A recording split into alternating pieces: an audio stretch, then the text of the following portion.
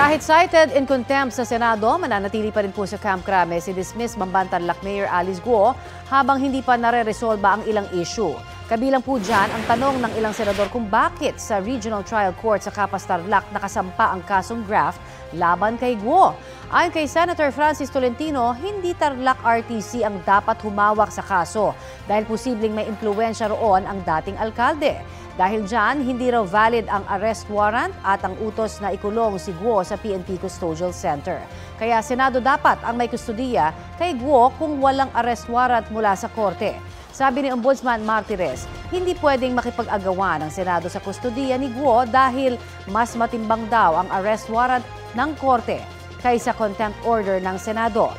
Para naman kay Justice Secretary Jesus Crispin Remulla, Sandigan Bayan ang dapat may hawak sa kaso dahil public official na may salary grade C, Guo. Lilinawin din daw nila ito sa Ombudsman. Tumangging magbigay ng pahayag ang Tarlac RTC Branch 109 na may hawak sa graft case ni Guo. Nagdesisyon naman si Senadora Risa Ontiveros na respetuhin ang pasya ng korte hanggat hindi nare-resolba ang issue.